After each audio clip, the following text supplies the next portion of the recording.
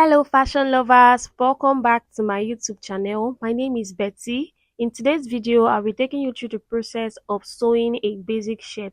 If you're yet to watch the drafting process, you can go ahead and click on the link to watch that before commencing the sewing process. So let's get right into the video. On the front pattern of our basic shirt, I want to correct the waistline. I don't want it too deep anymore. So I just want it a little bit curvy, but not too much. But if you want yours like this, you can go ahead to do so. So I just went ahead to place a pattern paper underneath it and secure it down. The next thing was to connect from the armhole to the hip line. Alright. So I went ahead to extend the waistline. So on that new line that we just got, I went in by 1 inches. So I had to connect it back to the armhole and also down to the curve hem. I went ahead to extend the hip line also. And then from the waistline, I went down by 2.5 inches to 3 inches. You can use 3 inches. And then I connected it down to the hemline like you see me do.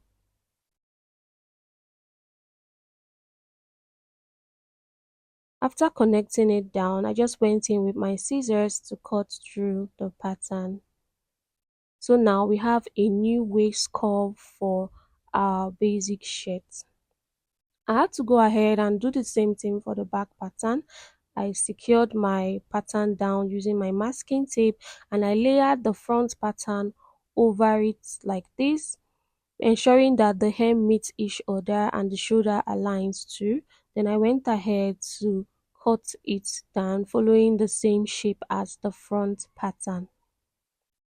Now that is done, we can now go ahead and add our seam allowance. I placed my fabric on fold, okay, and I went ahead to add 1 inches on the hem and also on the side. You will not be adding any allowance on the armhole, neither will you add on the shoulder because the shoulder has an overlap already, which allows the seam allowance, which is half inches.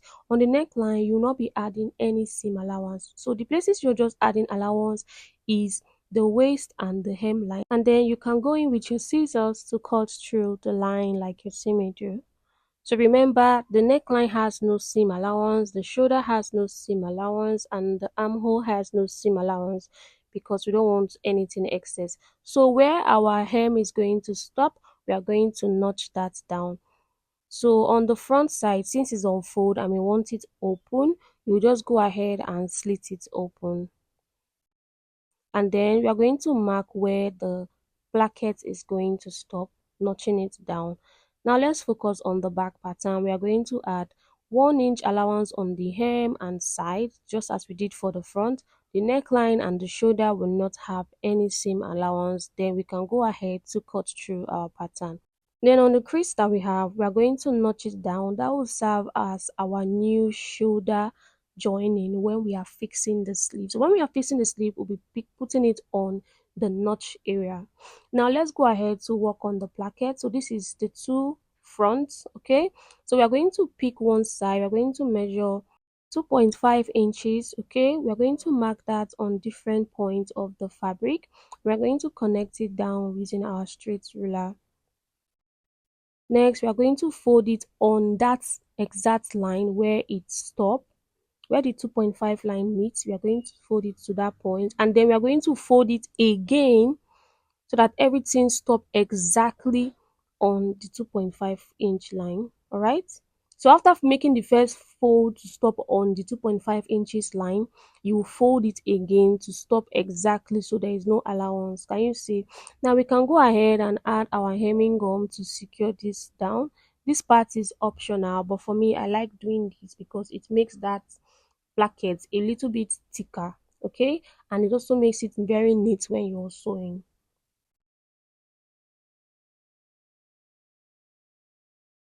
Next, we are going to flip it to the other side. Remember, this placket, you should be doing it on the wrong side of the fabric. This should be the wrong side of the fabric. Take note of this. So we are going to measure half of an inch first,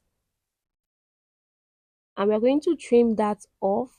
All right, we will not be needing it anymore. After trimming it off, we are left with 2 inches. So we'll just basically measure 2 inches and mark that down. And then we'll go ahead to connect it down using our straight ruler. Next, we're going to fold on that line first, ensuring that the tip of the fabric gets to the line.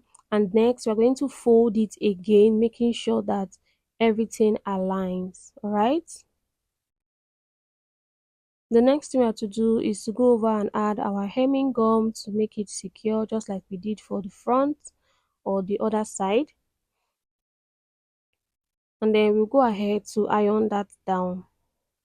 Like I said, this part is optional, all right? So we officially have both the right and the left side accurate because the front has two sides, okay? So we can go ahead and stitch on this point on our sewing machine. But before we do that, on the back pattern here, we are going to make sure that the crease is obvious, okay? We are just ironing that down. Now let's go over to sew. We'll be stitching on the wrong side of the fabric on the placket, like you see me do. And go ahead and do the same thing for the other placket.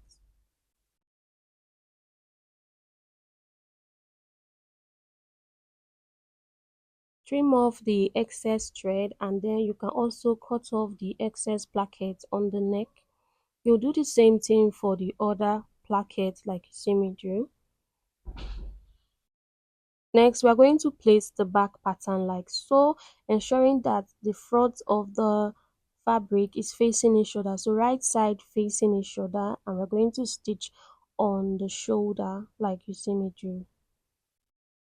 So we are stitching by half of an inches. Remember that overlap that we have? Yeah, so that's what we are stitching by, half of an inches. We'll do the same thing for the other shoulder, ensuring the right sides are facing each other, and we'll go ahead and stitch that down, okay?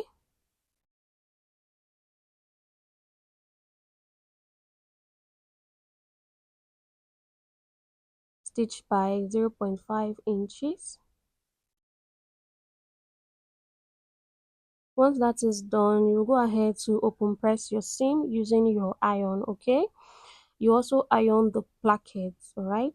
Now this is the sleeve. In our last tutorial I showed you how to go about the sewing of the sleeve. If you are yet to watch it, just go on the description box.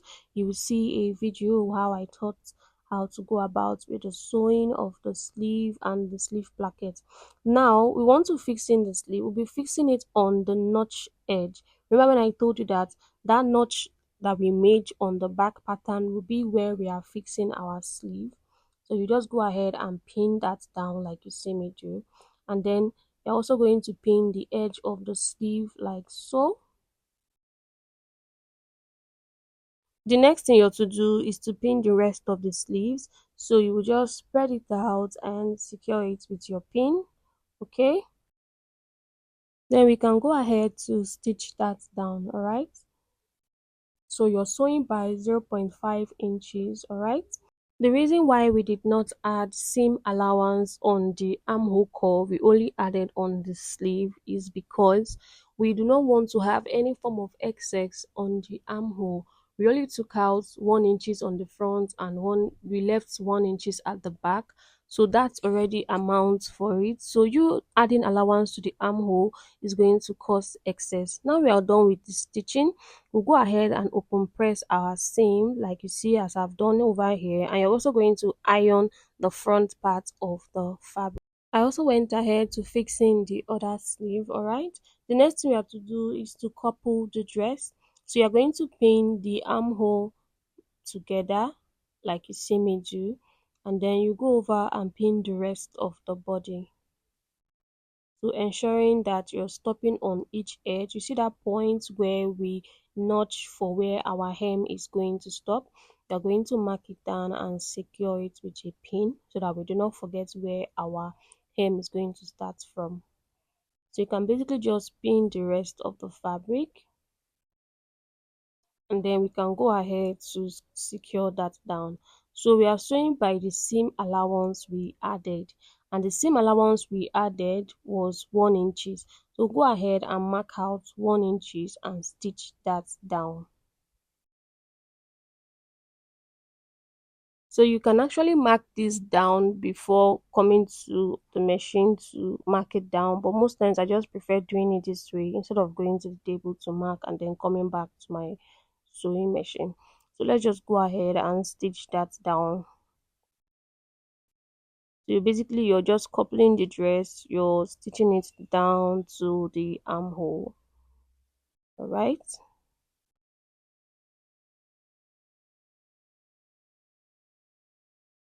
Trim off your excess thread and also take out your pins, okay?